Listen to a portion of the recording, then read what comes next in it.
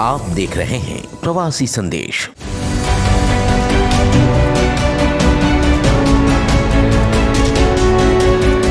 और संगठन का हम इसलिए नहीं विरोध करना चाहते, ना उनके बारे में बोलना चाहते हैं कि वो उनकी एक दुकान चल रही है। उन्होंने अगर समाज के लिए कुछ किया होता या करते, या जो हमारे समाज के बहुत सारे लोग हैं, बहुत सारे नेता हैं जो इस समाज के नाम पर मलाई खा रहे हैं, उन्होंने समाज के लिए कुछ किया नहीं। और हम ये दिखाना चाहते हैं कि हम समाज के लिए काम करें।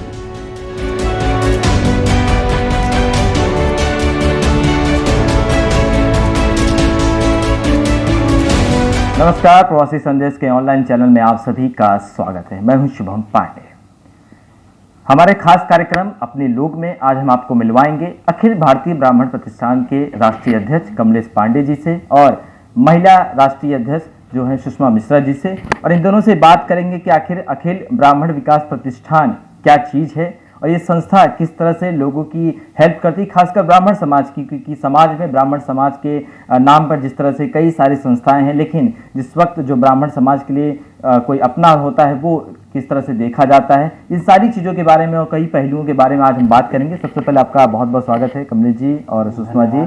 और सबसे पहला सवाल कि आप राष्ट्रीय अध्यक्ष हैं, आप इसकी फाउंडर हैं, आपने इस संस्था को बनाया है, ब्राह्मणों के विकास के लिए ये किस तरह से काम करती हैं? जैसा कि मैंने पहले ही कहा कि समाज में ब्राह्मण लोगों के लिए बहुत सारी संगठन है, ये अलग क्यों है और इस क्या खासियत है कि लोग अधिक से अधिक ब्राह्मण जो है इस संगठन से जुड़े?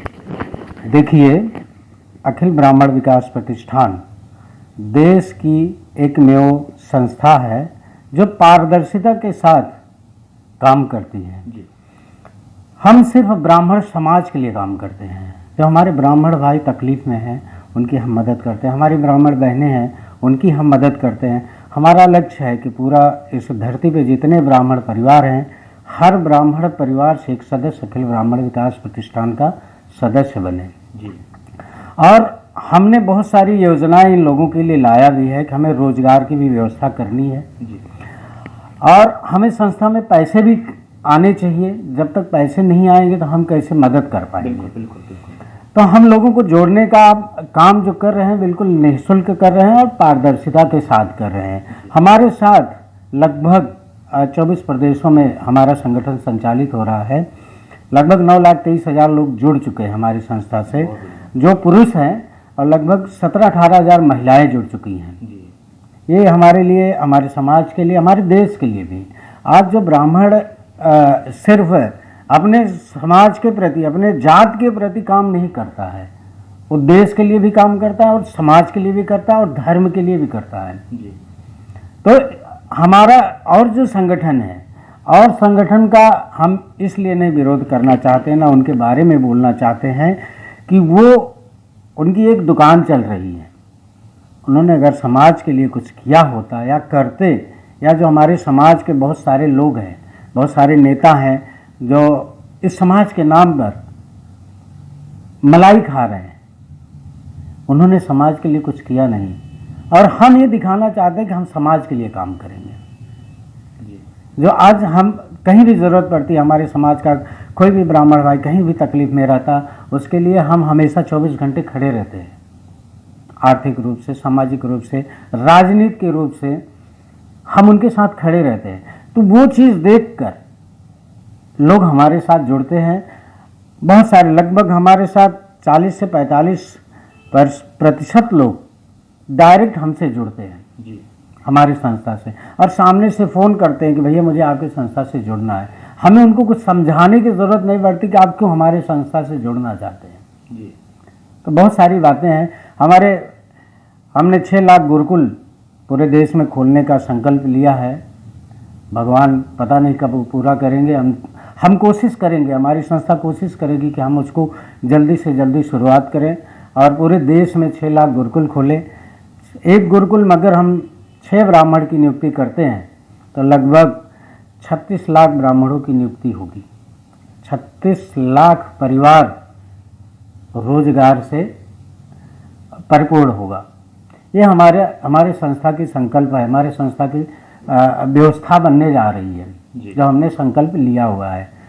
पूरे देश में हमने एक संकल्प लिया हिंदू हाउस का, जो समय आने पर वो भी हम लोग शुरू करेंगे।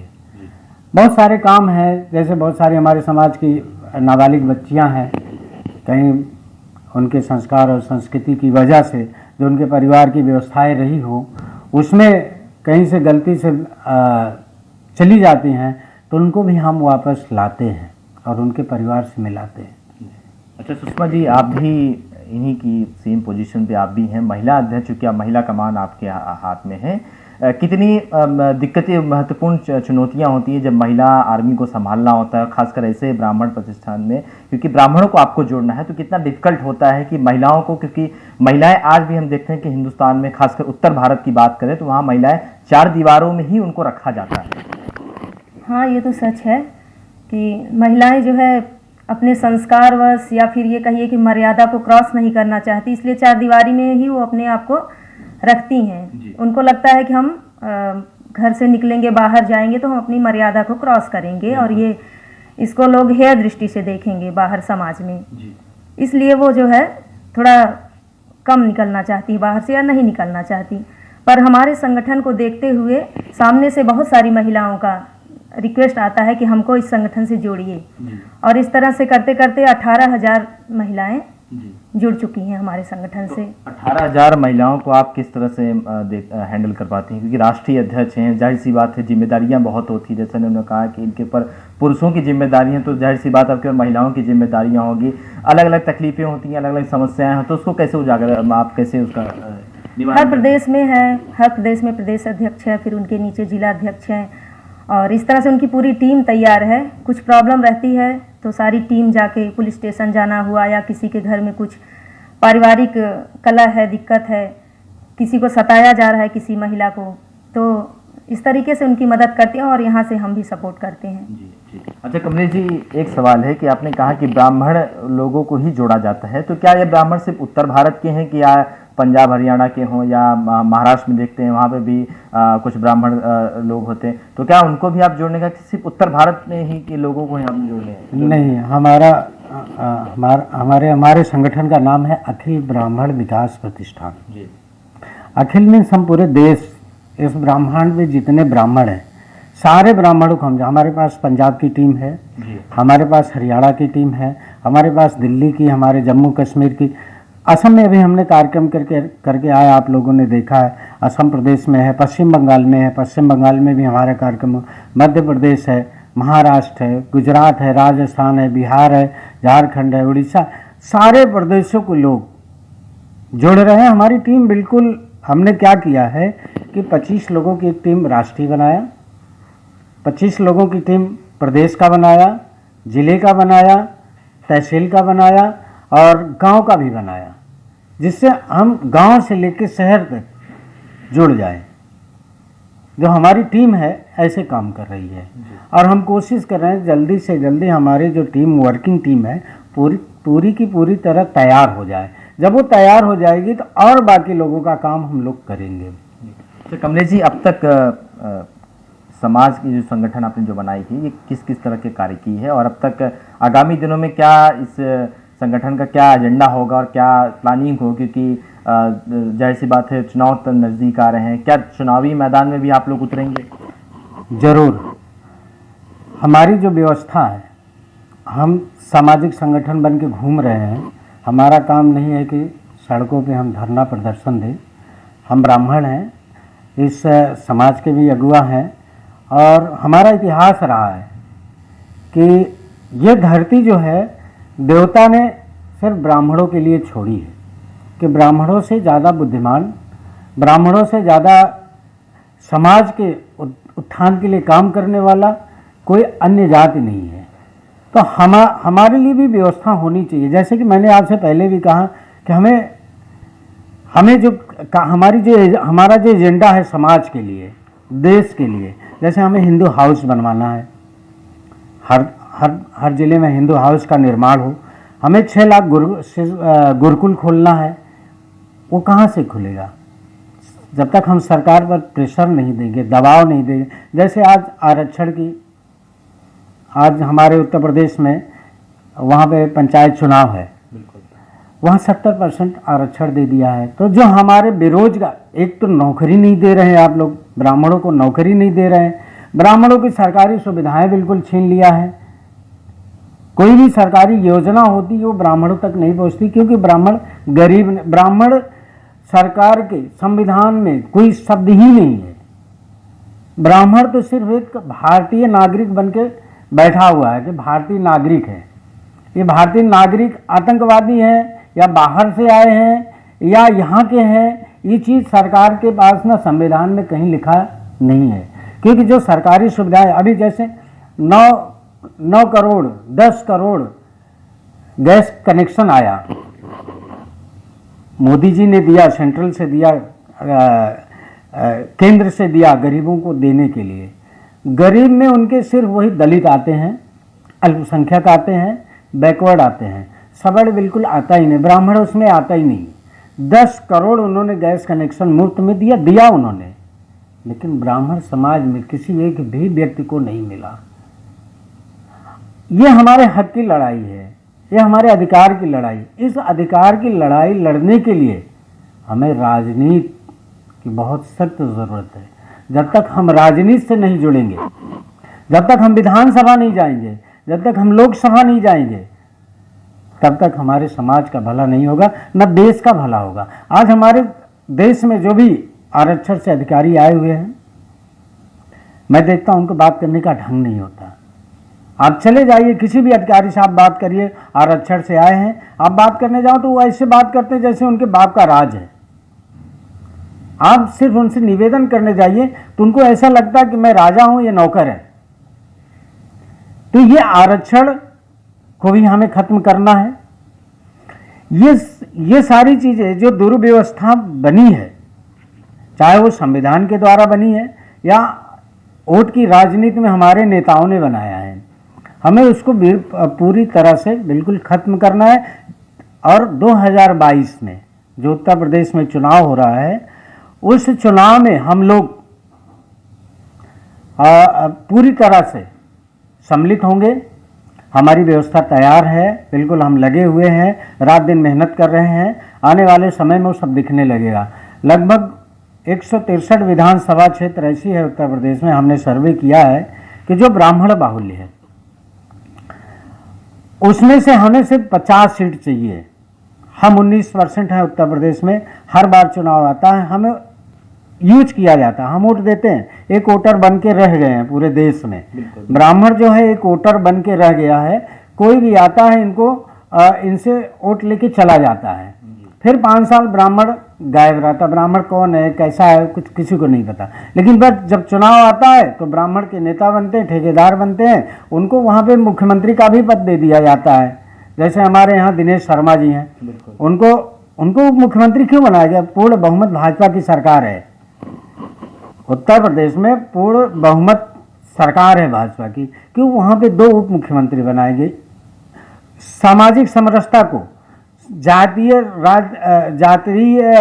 राजनीतिकरण के लिए दिनेश शर्मा को उप मुख्यमंत्री बनाया गया है। लेकिन दिनेश शर्मा कभी ब्राह्मण समाज के लिए एक लाइन बोलता नहीं है। जो और ब्राह्मणों को टिकट दिया गया है ब्राह्मण बस्तियों में, जहाँ पे ज़्यादा ब्राह्मण बहुल क्षेत्र है विधानसभा, वहाँ पे जो भी विधायक ब्राह्मण जीते हैं वो कभी विधानसभा में एक लाइन ब्राह्मण के लिए नहीं बोलते हैं। ये चीज़ करने के लिए हमें राजनीति से जुड़ना बहुत ज़रूरी है। हम रेल रोको आंदोलन नहीं करेंगे, हम सड़क रोको आंदोलन नहीं करेंगे, हम आगजनी का काम नहीं करेंगे। ब्राह्मण का काम नहीं है धरना प्रदर्शन देना, लेकिन हमारी जो शक्ति है, जो हमारा अधिकार है, हम उसको लेंगे और लेकर रहेंगे। देखिए कमलेश जी, आप ये आपसे जानना चाहेंगे कि आपने कहा कि हमारे कितने विधायक होंगे, कितने सीटों पर? हम 19% हैं उत्तर प्रदेश में, और हमारा जो लक्ष्य है कि हम सिर्फ 50 विधायक बनना चाहते हैं। हमें मुख्यमंत्री नहीं बनना है, ना हमें मंत्री बनना है। हमें अपने अधिकार की लड़ाई लड़ना है। हमारे साथ अगर 50 विधायक हो गए, जिसमें हमने सोचा है कि 40 महिला विधायक होंगी, हमारे बहनें होंगी, और 10 हमारे भाई होंगे। क्योंकि ये जो हमारी 40 बहनें होंगी ना, ये हमारे अधिकार को पूर्ण रूप से उस विधानसभा से ले लेंगी। ब्राह्मण आयोग गठित होगा। ये चाहेंगी, हमें लड़ना भी नहीं है। मैं राष्ट्रीय अध्यक्ष होकर मैं एक बार फिर से आपसे दोहराता हूँ, मैंने कई बार कहा है कि मुझे चुनाव बिल्कुल नहीं लड़ना है, लेकिन हम अपने अधिकार के लिए हम विधानसभा तक अपनी बहनों को और भाइयों को भेजेंगे और ब्राह्मण समाज के लिए जो हमारी ज़रूरत है, जैसे हमें हिंदू हाउस बनाना है, हमें गुरुकुल का निर्माण करना है, देश के समाज और संस्कृति जो हमारा सनातन धर्म है उसको मजबूत करना है, हम इनकी द्वारा ही कर सकते हैं जब हम संविधान से कनेक्टेड होंगे, जुड़ेंगे। जी, सुषमा जी ने कहा कि 40 महिला विधायक होने का इन्होंने निर्णय लिया है। आपसे एक ही सवाल है कि जिस तरह से जो मेरा पहला सवाल था कि महिलाओं को 4 दीवारों में रखा जाता है, घूंघट सिस्टम है, तो ऐसे में सवाल उठता है कि कैसे वो एक विधायक के टिकट पर चुनाव लड़ेगी, कैसे वो गली गली मोहल्ले में घूमेगी और अपना चुनाव प्रचार करेगी। महिलाओं को आगे आना ही होगा। बिना महिलाओं के सपोर्ट के ब्राह्मण समाज एक समृद्ध समाज नहीं बन सकता है। उनको आगे आना ही पड़ेगा और उनको उनका भी हक है, अधिकार है। और आजकल इतना नहीं है कि घूंघट में सब पड़ी हैं, ऐसा नहीं है, पढ़ी लिखी महिलाएं भी हैं और निकल रही हैं धीरे धीरे। अब संगठन से जुड़ी हैं, बहुत सारे संगठन चलते हैं, बहुत सारे पार्टियों से भी महिलाएं जुड़ी हैं और अपना काम कर रही हैं।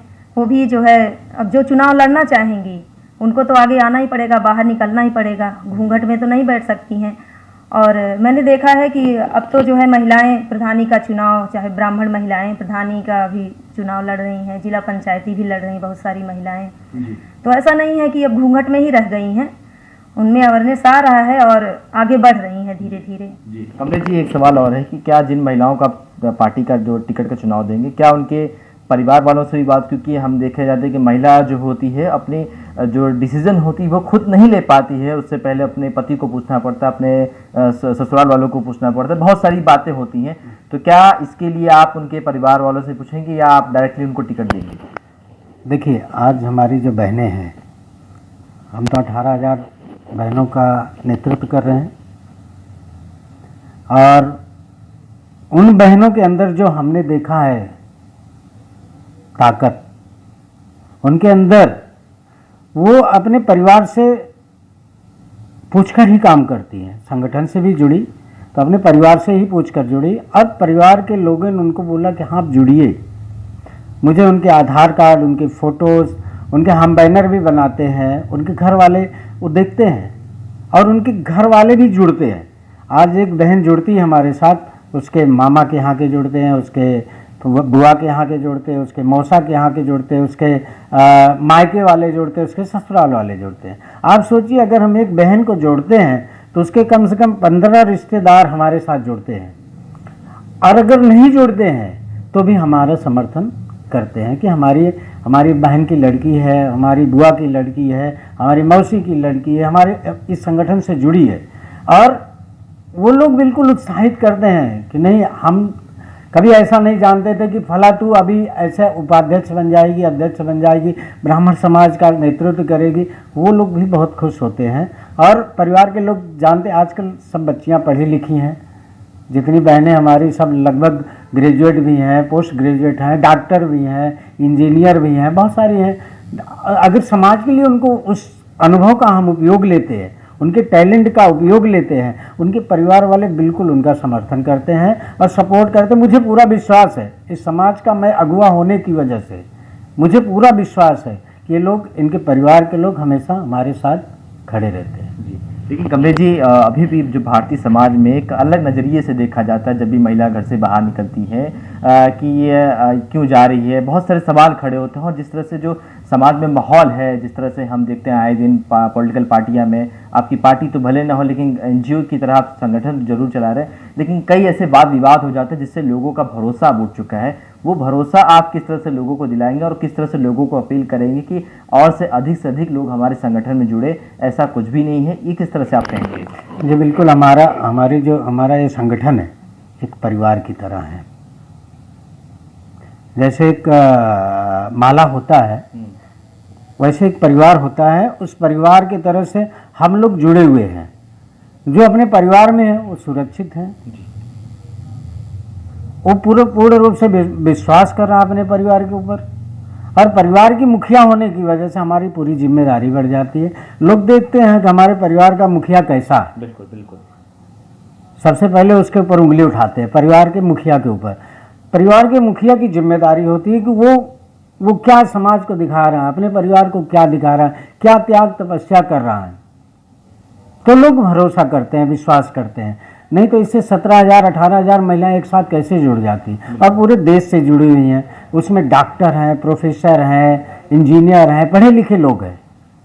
हमारे मध्य प्रदेश की जो उपाध्यक्ष हैं सीमा मिश्रा प्रोफेसर हैं, वो नारी सेवा केंद्र खोली हुई हैं, 67 महिलाओं को मदद करती हैं, अपने घर पे रखी हुई हैं और उनका खाना पीना रहना सारी व्यवस्थाओं करती हैं। ऐसी भी महिलाएं हमारे समाज की बहनें हैं जो समाज के लिए, और कवित्री भी हैं, प्रोफेसर हैं, कवित्री भी हैं और समाज की सेवा भी कर रहे हैं, संगठन से भी जुड़ी हैं। तो आप सोचिए, ऐसी बहनों को मुझे नमन करना चाहिए, सलाम करना चाहिए। पुरुषों से कई गुना आगे बढ़ गई हैं। तो आज उनके बारे में चिंता करने के परिवार भी चिंता नहीं करता है। परिवार जानता है कि हमारी बहू है, हमारी बेटी है, तो बिल्कुल हमारी बेटी है, ये समझते हैं हमारी बेटी है, हमारी बहू है, तो हमेशा अपने परिवार का नाम रोशन करेगी ही।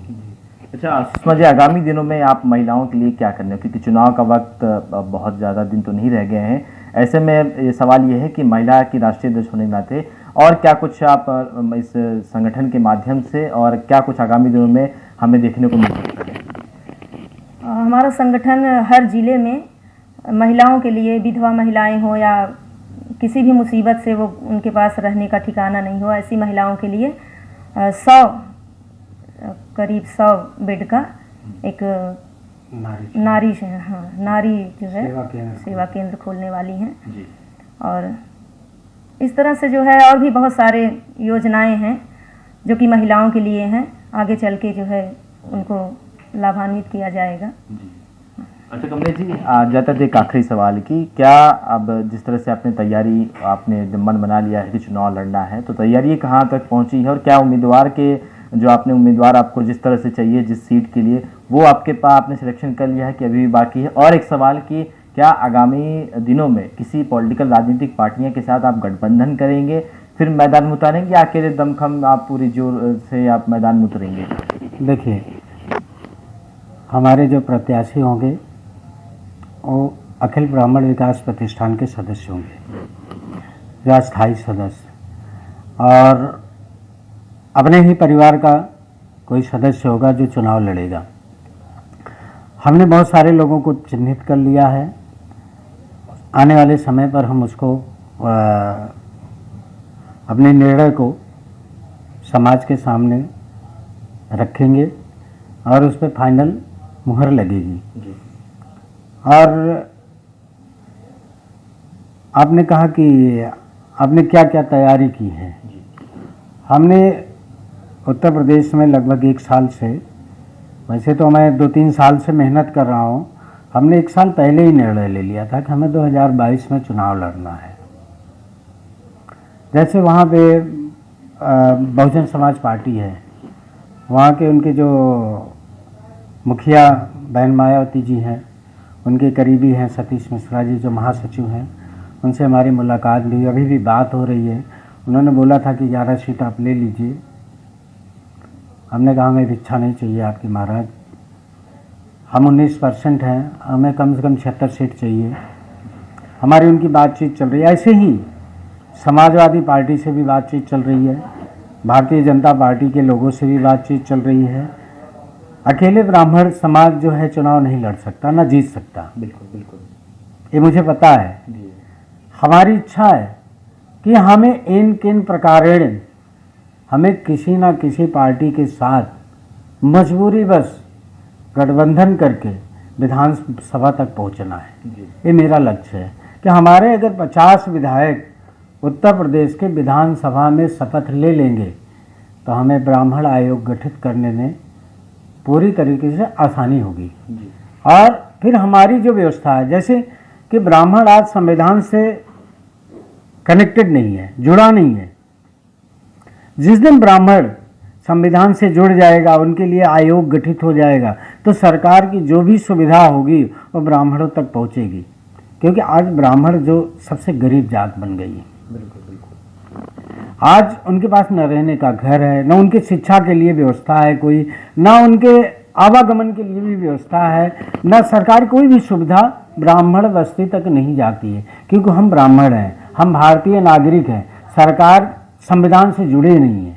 आज हम अगर पुलिस प्रशासन के पास भी जाते हैं, कोई मामला होता है तो हमें कोई भी वहाँ कोई हमारी सुनवाई नहीं करते, क्योंकि हम ब्राह्मण हैं। कहते हैं पंडित है दिमाग लगाता है। तो मैं उसके लिए, अपने अधिकार के लिए हमारी लड़ाई है। जिस दिन हम 50 ब्राह्मण विधायक वहाँ पर विधायक बन जाएंगे, उसी दिन हमारा ब्राह्मण आयोग गठित हो जाएगा और ब्राह्मण एक्ट भी हम पास कराएंगे विधान। हमें मुख्यमंत्री नहीं बनना है, ना हमें मंत्री बनना है, ना हमें राष्ट्रपति बनना है। सिर्फ हम अपने अधिकार की लड़ाई के लिए हम 50 ब्राह्मण विधायक चाहते हैं। चलिए, बहुत बहुत धन्यवाद और बहुत बहुत शुभकामनाएं आप दोनों को। और सुषमा जी, आप भी इसी तरह से कार्य करते हैं और उम्मीद करते हैं कि आपके कमलेश जी आपसे भी कि आपके जो प्रत्याशी हैं जरूर यूपी विधानसभा चुनाव में फतेह करके आएंगे। और बिल्कुल साफ तौर पर ब्राह्मणों की बात तो हर कोई करता है, लेकिन जिस तरह से कमलेश पांडे जी और सुषमा मिश्रा जी ने कहा कि जिस तरीके से जो ब्राह्मण के हितों के लिए एक लड़ाई वो लड़ना चाहते हैं, और इस लड़ाई के लिए सबसे पहला होगा कि जो उनके प्रत्याशी हों वो चुनकर आएँ, उसके बाद ब्राह्मण आयोग गठित करेंगे। और जिस धीरे धीरे जो ब्राह्मण के हित के लिए जो आज तक वंचित रहा है पिछले आज़ादी से लेकर अब तक, उसके लिए एक पैर जो है एक कदम यहाँ से उठाया जाएगा और आगे चल के इसी तरह से कार्य किया जाएगा। प्रवासी संदेश के लिए मुंबई से शुभम पांडे की रिपोर्ट।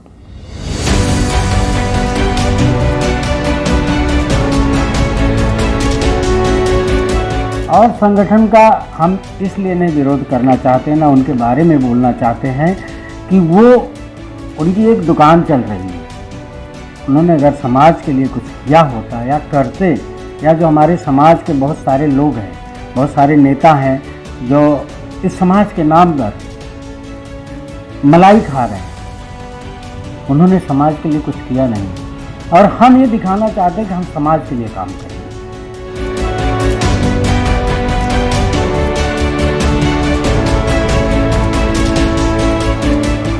प्रवासी संदेश को लाइक करें, शेयर करें, कमेंट करें, सब्सक्राइब करें और बेल आइकन जरूर दबाएं।